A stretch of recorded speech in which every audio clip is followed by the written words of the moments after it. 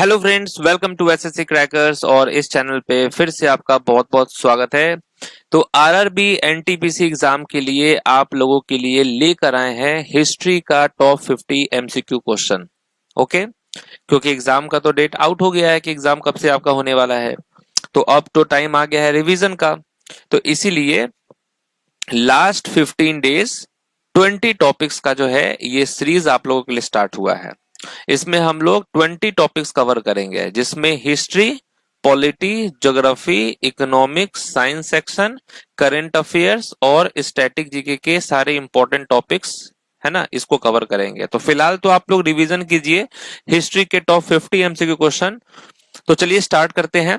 पहला क्वेश्चन देखिए, बहुत इंपॉर्टेंट है कि सिंधु घाटी सभ्यता का निम्नलिखित में से कौन सा स्थल पंजाब में स्थित है। ठीक है, क्या होगा यहाँ पर राइट आंसर। तो सिंधु घाटी सभ्यता का वो कौन सा स्थल पंजाब भारत में स्थित है, तो आप राइट आंसर क्या कहेंगे, रोपर होगा यहाँ पे right answer. Next question, Sindhu घाटी काल के दौरान शिल्प उत्पादन के लिए शंख कहां से प्राप्त किए जाते थे।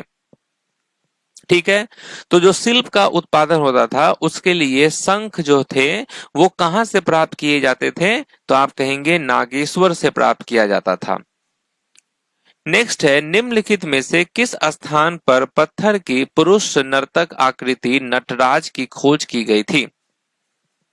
ठीक है, तो यहां पर क्या होगा करेक्ट आंसर, नटराज की खोज कहां पे की गई थी, तो हड़प्पा होगा यहां पर राइट आंसर। नेक्स्ट है, हड़प्पा सभ्यता में मोतियों को बनाने के लिए किस सामग्री का उपयोग किया जाता था। ओके, तो ये मोतियों को बनाने के लिए वो कौन सी सामग्री थी जिसका उपयोग किया जाता था, तो राइट आंसर क्या होगा, कार्नेलियन स्टोर होगा करेक्ट आंसर। ठीक है, नेक्स्ट है, उपनिषद में उप शब्द का क्या अर्थ है ना। उपनिषद हम जब बोलते हैं तो यहां देख रहे हैं उप लिखा हुआ है, तो उप शब्द का क्या अर्थ है, तो आप कहेंगे निकटता, nearness. Okay, nearness.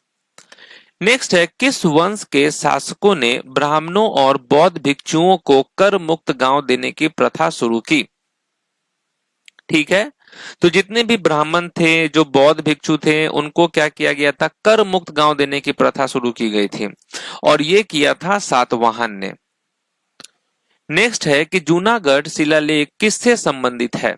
Okay, Junagadh शिलालेख जो है वो किससे संबंधित है, तो आप कहेंगे रुद्रदामन से संबंधित है जूनागढ़ शिलालेख। नेक्स्ट है, अशोक ने तृतीय बौद्ध परिषद जो है वो कहां बुलाई थी। अशोक ने तीसरी जो बौद्ध परिषद थी वो कहां बुलाई थी, तो पाटलिपुत्र होगा राइट आंसर। आप यहां देख सकते हैं टोटल 4 हुआ था यहाँ पे बुद्धिस्ट काउंसिल। पहला हुआ था राजगीरा में, दूसरा हुआ था वैशाली में, तीसरा पाटलिपुत्र, चौथा जो है वो कश्मीर में हुआ था। इलाहाबाद स्तंभ शिलालेख में किसकी उपलब्धियां दर्ज हैं। जो इलाहाबाद स्तंभ है ना, उसके शिलालेख में किसकी उपलब्धियां दर्ज हैं, तो आप कहेंगे समुद्रगुप्त की उपलब्धियां दर्ज हैं। ओके, समुद्रगुप्त।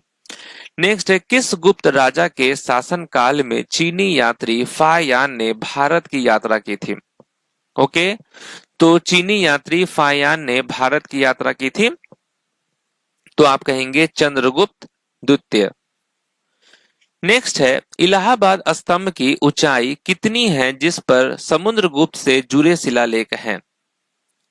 तो इलाहाबाद स्तंभ की जो ऊंचाई है वो कितनी है, 40 फीट, 35, 30, 25, तो आप क्या कहेंगे 35 फीट, 35 फीट जो है ये ऊंची है। बौद्ध धर्म की किस शाखा को महान वाहन कहा जाता है। Okay, which is the branch of Buddhism called the great vehicle, तो आप क्या कहेंगे महायान।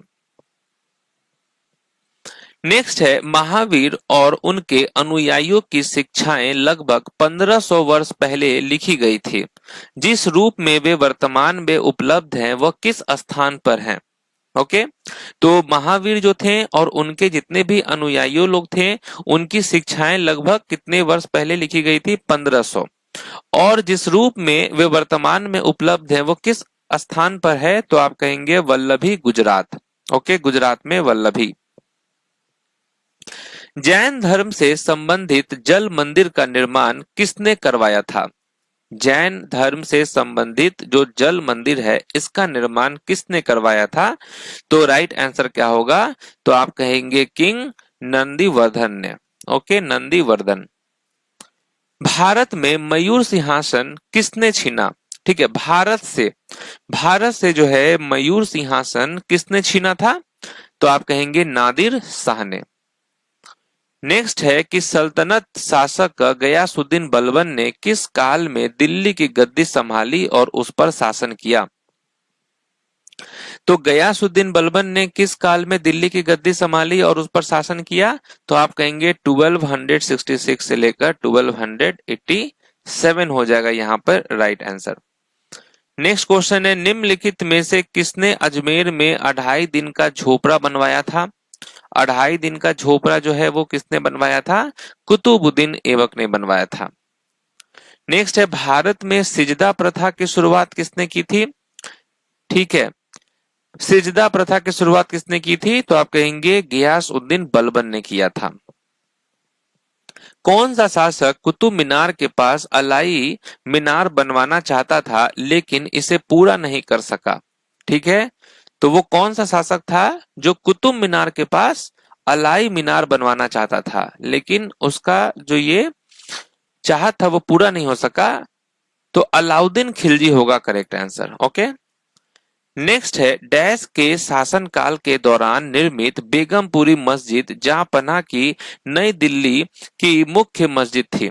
ठीक है, डैश के शासनकाल के दौरान, तो किसके शासनकाल के दौरान जो है निर्मित जो बेगमपुरी मस्जिद जो था वो जहांपनाह की नई राजधानी दिल्ली की मुख्य मस्जिद थी? तो आप कहेंगे मोहम्मद बिन तुगलक। ठीक है, नेक्स्ट है, 14वीं शताब्दी के भारत में सोने और चांदी की नियमित मुद्राओं के स्थान पर सस्ती धातुओं की टोकन मुद्रा का उपयोग किसने किया था? तो ये किसने किया था? तो मोहम्मद बिन तुगलक ने किया था। निजाम उल मुल्क जुनैदी कहाँ के वजीर थे? ओके, निजाम उल मुल्क जुनैदी जो है ये कहाँ के वजीर थे? तो आप कहेंगे सुल्तान इल्तुतमिश। ओके, बठिंडा में किला मुबारक किसके द्वारा बनवाया गया था? बठिंडा में किला मुबारक जो है ये किसके द्वारा बनवाया गया था? तो राजा दब के द्वारा बनवाया गया था, राजा दब।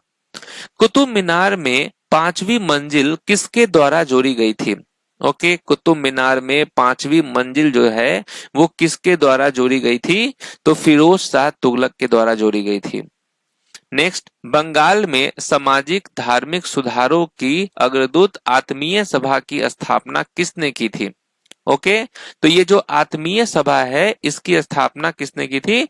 तो राजा राम मोहन रॉय ने। निम्नलिखित में से किस सुधारवादी संगठन ने वेदों को सभी ज्ञान का स्रोत माना है? तो वो कौन सा सुधारवादी संगठन है जिसने वेदों को सभी ज्ञान का स्रोत माना है? तो आर्य समाज होगा यहाँ पर करेक्ट आंसर, आर्य समाज। निम्नलिखित में से कौन 1880 के दशक की शुरुआत में आर्य महिला समाज के संस्थापक थे? ओके, तो 1880 के दशक की शुरुआत में आर्य महिला समाज के संस्थापक कौन थे? तो राइट आंसर क्या होगा? पंडिता रामाबाई। 1863 में कलकत्ता में मोहम्मडन लिटरेरी सोसाइटी की स्थापना किसके द्वारा की गई थी? ओके, तो ये जो लिटरेरी है ना, मोहम्मडन लिटरेरी सोसाइटी, ये किसके द्वारा जो है की गई थी? तो आप कहेंगे नवाब अब्दुल लतीफ के द्वारा, नवाब अब्दुल लतीफ। 1927 में मंदिर प्रवेश आंदोलन किसने शुरू किया? ठीक है, टेम्पल एंट्री मूवमेंट इन 1927, ये किया था भीम राव अंबेडकर ने। ठीक है, बी आर अंबेडकर ने। निम्नलिखित में से किस संस्था की स्थापना एम जी रनाडे और जे वी जोशी ने की थी? ओके, तो ये कौन सी संस्था है जिसकी स्थापना एम जी रनाडे और जी वी जोशी ने की थी? तो आप कहेंगे पूना सार्वजनिक सभा। नेक्स्ट है, धर्म सभा के संस्थापक कौन थे? धर्म सभा के संस्थापक जो हैं ये कौन थे? तो आप कहेंगे राधाकांत देव। ठीक है, राधाकांत देव। नेक्स्ट है, दिल्ली का पहला सुल्तान कौन था जिसने ये हक ए शरब की या सिंचाई कर लगाया था? हक ए शरब और इरिगेशन टैक्स, ठीक है, ये लगाया था। तो फिरोज तुगलक होगा। इनमें से किसे जो है आंध्रा भोज के नाम से जाना जाता है? ओके, आंध्रा भोज के नाम से जाना जाता है। तो आप कहेंगे कृष्णदेव राय।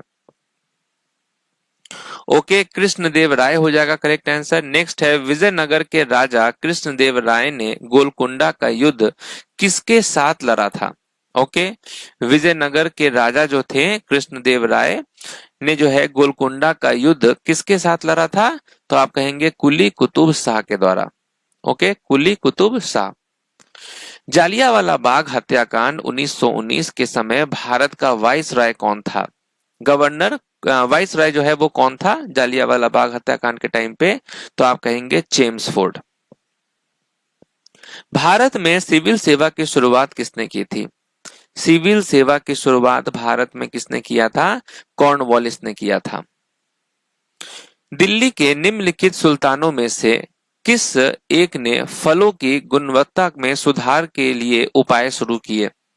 फलों की गुणवत्ता में सुधार के लिए उपाय शुरू किया, ये कौन सा सुल्तान था? फिरोज शाह तुगलक। 1857 के विद्रोह के दौरान भारत में ब्रिटिश महिलाओं को समर्पित इन मेमोरियम पेंटिंग किसने बनवाई थी? ठीक है, तो 1857 का जो विद्रोह हुआ उस टाइम के दौरान जो है ब्रिटिश महिलाओं को समर्पित इन मेमोरियम पेंटिंग किसने बनवाई थी? तो आप कहेंगे जोसेफ नोएल पाटोन ने। 1924 में महात्मा गांधी को डैश में भारतीय राष्ट्रीय कांग्रेस के अध्यक्ष के रूप में चुना गया था। ओके, तो आप कहेंगे बेलगाम। अष्टदिग्गज निम्नलिखित में से किस शासक से संबंधित है? ओके, अष्टदिग्गज जो है वो किस शासक से संबंधित है? तो आप कहेंगे कृष्णदेव राय से संबंधित है ये। डच ईस्ट इंडिया कंपनी ने पटना में अपना कारखाना किस वर्ष स्थापित किया? ठीक है, बिहार का कैपिटल है पटना, तो पटना में अपना कारखाना किस वर्ष स्थापित किया था डच ईस्ट इंडिया कंपनी ने? 1632 में। किस मुगल बादशाह ने अंग्रेजों ने रंगून निर्वासित कर दिया? ठीक है, तो वो कौन सा मुगल बादशाह था जिसको अंग्रेजों ने कहां निर्वासित किया? रंगून। तो वो था बहादुर शाह जफर। ओके, बहादुर शाह जफर। नेक्स्ट है, रॉलेट एक्ट के तहत निम्नलिखित में से कौन सा उपाय किया गया था? रॉलेट एक्ट के तहत निम्नलिखित में से कौन सा उपाय किया गया था? तो वो था इम्प्रिजमेंट विदाउट ट्रायल, बिना मुकदमा चलाए कारावास। भारतीय दंड संहिता का मसौदा तैयार करने वाले आयोग की अध्यक्षता किसने की थी जिसे 1860 में अधिनियमित किया गया था? ठीक है, तो भारतीय दंड संहिता का मसौदा तैयार करने वाले आयोग की अध्यक्षता किसने की थी? तो मैकुले ने की थी। Okay, Macaulay.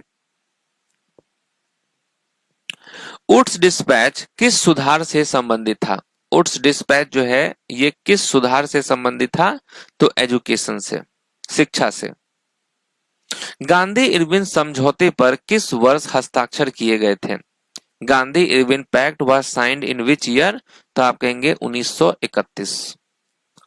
1932 में स्थापित हरिजन सेवक संघ के संस्थापक कौन थे? हरिजन सेवक संघ के संस्थापक कौन थे? महात्मा गांधी। लॉर्ड कर्जन का संबंध किस घटना से है? ठीक है, कर्जन का संबंध जो है किस घटना से है? तो पार्टीशन ऑफ बंगाल से, बंगाल का विभाजन से। तालीकोटा का युद्ध कब हुआ था? बैटल ऑफ तालीकोटा ये कब हुआ था? 1565 में हुआ था। किस सुल्तान ने कुलीनों की शक्ति को कमजोर करने के लिए कई नियम बनाए? ठीक है, तो कुलीनों की शक्ति को कमजोर करने के लिए कई नियम बनाए, ये कौन सुल्तान था? अलाउद्दीन खिलजी था।